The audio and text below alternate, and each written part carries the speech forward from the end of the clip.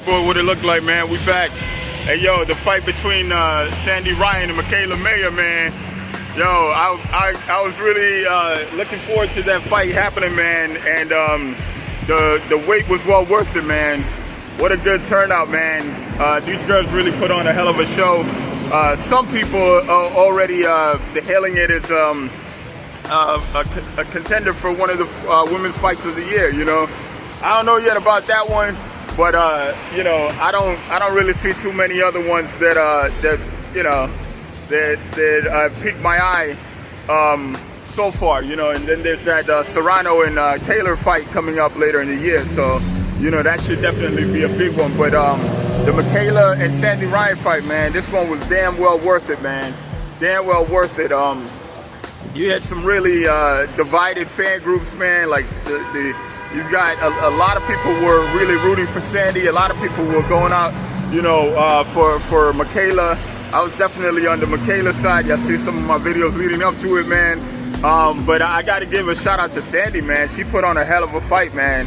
I thought she was going. I thought she was gonna lose the fight, and in my opinion, she didn't exactly lose it for the reasons I thought she would lose. I thought she would just simply get so well outboxed by Mikaela that would just do the trick, right? But I think Sandy, you know, what happened in this fight, man, I think Sandy, she left a lot of crumbs on the table, man. Like the way she came in for this fight, she was actually very well prepared for this fight, man. She could have done a better job, in my opinion, if she could have gotten started a little earlier. What I mean by that is that the first half of the fight, man, Mikaela was circling her so well and dominating with that jab and keeping the distance and keeping Sandy from getting on the inside to do her work. She never really let Sandy get an opportunity to cut the ring off. Or should I say Sandy didn't cut the ring off. Whether it was Mikaela's doing or Sandy's reluctance to do it, she just never got that. She never got that done, man. And that cost her like the first. I'm gonna say like the first, almost the majority of the first half of the fight, man. Pretty easily, Mikaela took that with a jab and with the short check hooks here and there as Sandy tried to step in on certain occasions, right?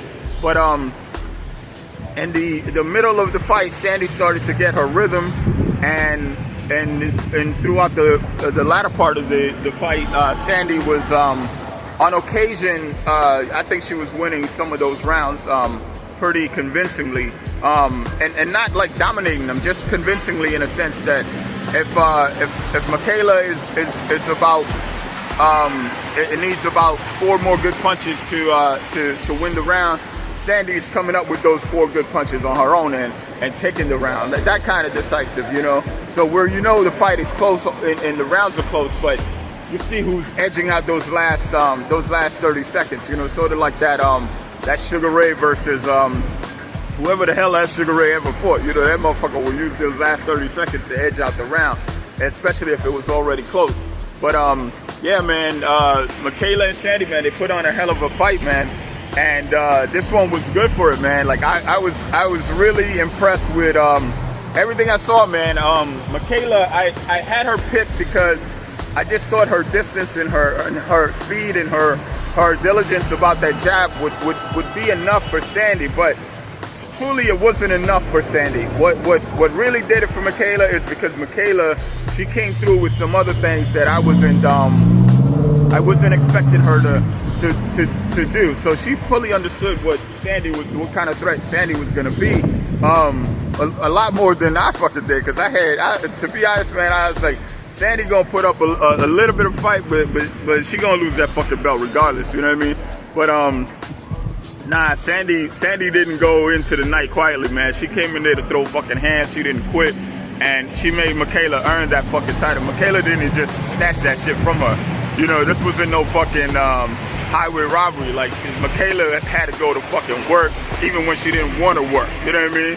And that's how it got done. But the thing is, Mikaela, when she was fighting on the inside, man, that was my only concern. That if Sandy could actually dominate in terms of cutting off the ring and getting in closer to Mikaela's body, that that inner working that Sandy is capable of would be very detrimental for Mikaela.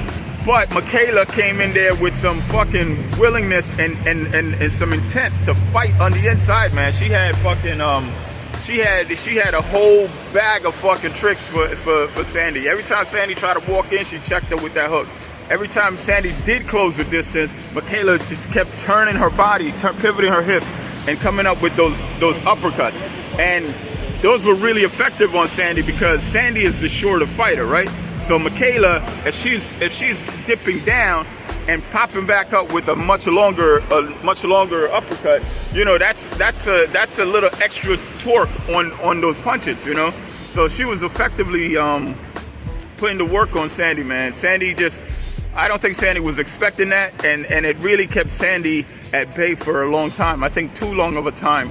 Had Sandy had figured out what Mikaela was doing, or more so what she needed to do to counteract that earlier on, I think Mikaela would have had a much tougher proposition in front of her after Sandy figured it out. Because once Sandy did figure out what the fuck to do in the end, which was really roughing up Mikaela and taking the risk of taking more punches on the way in, she had to realize that her prize was getting on the inside. And in order to get that, her sacrifice to be made was to actually fucking take punches. Because you wasn't going to avoid that speed and that long-ass reach that Mikaela was applying on her the whole night, you know?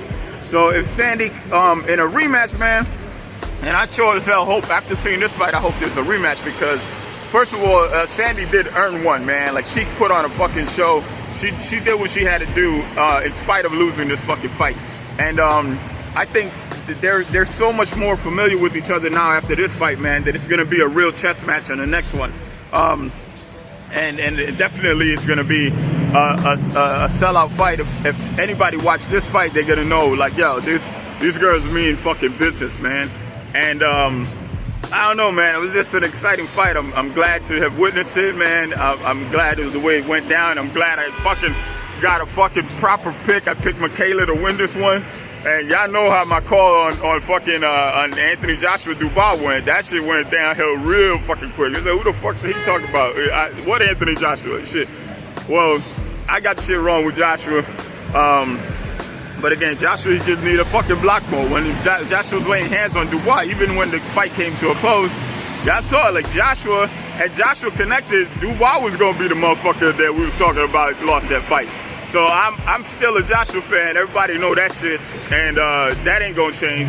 But for right now, man, I'm just celebrating this Mikaela Mayer win, man. That's the one I picked, you know. And shit, Sandy had me questioning my motherfucking authority to pick a fight, you know, during the second half of this fucking fight. But Mikaela pulled that shit out and saved my motherfucking reputation. So shout out to Mikaela, shout out to Sandy. Hopefully we see another matchup like this, man. It is what it is, man. Catch y'all next time. Peace.